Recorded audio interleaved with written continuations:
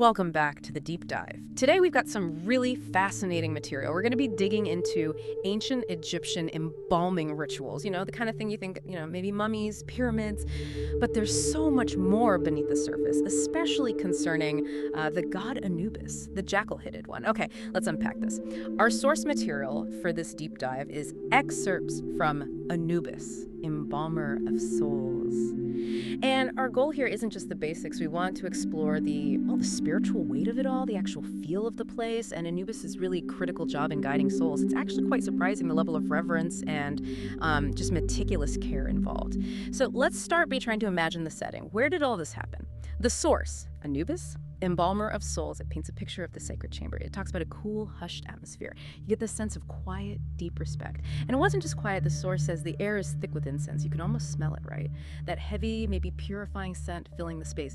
And the light, not bright sunlight. It says the only light comes from flickering oil lamps. Just think about that image, gentle light, dancing shadows. It clearly wasn't just, a workshop. The text specifically calls it a place of reverence.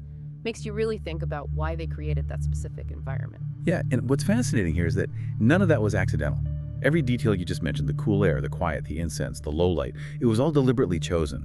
It wasn't just practical. This was about creating a very specific kind of space, a sacred space. It was designed to shift the mindset, you see, preparing everyone present, maybe even the soul itself, for something incredibly profound.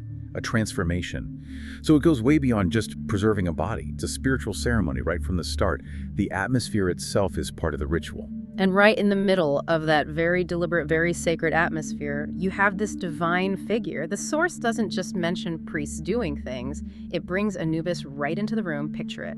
That hushed chamber, the incense, the flickering lamps. And there's Anubis, his jackal head gleaming. I mean, wow, what an image. And it adds he's adorned in sacred ritual clothing. So this isn't some abstract idea or just a picture on a wall. The text puts him there, actively present, visually present. Here's where it gets really interesting.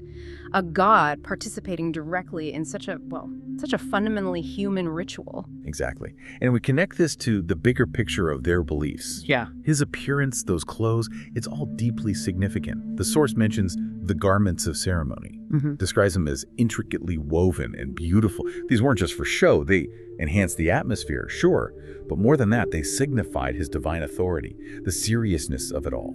Seeing him like that gleaming jackal head, these elaborate sacred garments, it would have been incredibly powerful for the ancient Egyptians. It confirmed his role, the ultimate guardian, right there, overseeing things. It's a powerful symbol of protection. So he's not just standing there looking divine, he's involved. The source talks about the embalming's vigil, and it says, as the priests perform the sacred ritual, Anubis presides over the process. Presides, that's an active word, he's overseeing it. And his role is crystal clear, protecting every step, every single step. You have to wonder, for the people back then, dealing with death, having a god, that god, watching over everything, making sure it's done right, that must have been, perhaps a huge source of comfort, reassurance. Oh, absolutely. I think that's crucial. And it wasn't just symbolic protection either. The belief was that Anubis was actively safeguarding the integrity of the whole embalming process, because that process was absolutely essential for the soul's journey later on. Any mistake, any impurity that could be disastrous for the afterlife. So the Anubis being there, presiding, it ensured divine quality control, if you like, making sure the body was properly prepared, purified, ready for the soul. This raises an important question. How does this view change embalming? It's not just preservation anymore, is it? It becomes this deeply sacred act, essential for eternal life.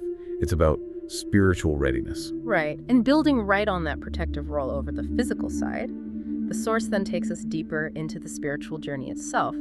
It mentions the blessing of transition. And here, Anubis is described as being at the forefront of the process, not just watching, but leading, actively leading the soul's journey. This seems like the ultimate point of his involvement, doesn't it? I think so. Guiding the soul once it's separate from the body into whatever comes next, making sure it doesn't get lost. Yes, and what's fascinating here is what that implies about their whole worldview. It shows this profound belief in, life continuing after death, a journey.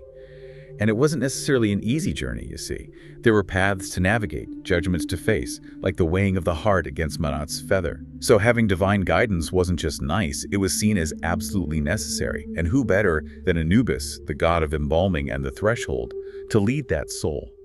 It provided structure, a sense of order, and real hope, I think, in the face of the ultimate unknown. It makes the terrifying potentially manageable.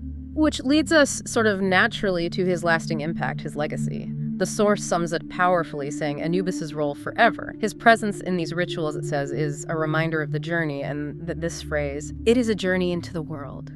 Into the world. That's quite poetic, isn't it? It doesn't sound like an ending. No, it doesn't. It sounds more like rejoining something bigger, a cycle. Exactly. So what does this all mean? When you pull it all together, Anubis isn't just a god of death, the way we might think of it. He represents meticulous care, divine protection, and crucially guided transformation. For the ancient Egyptians, it seems death wasn't this, abrupt brick wall. It was a transition, a carefully managed, divinely overseen voyage into the next phase of existence within the cosmos. Anubis ensured that voyage was undertaken correctly. Preparation, protection, guidance.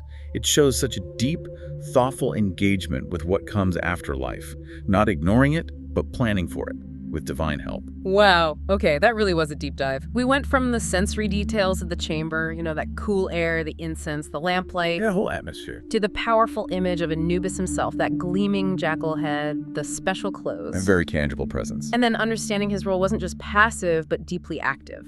Protecting the body, yes, but also leading the soul. Guiding that critical journey. It really paints a picture far beyond just wrapping mummies.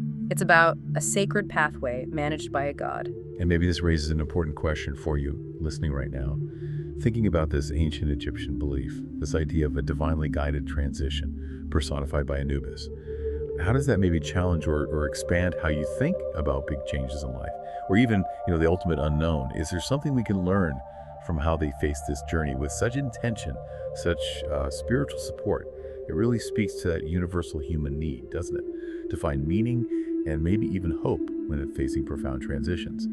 The Egyptians, perhaps with Anubis, found a remarkable way to do just that. Something to think about.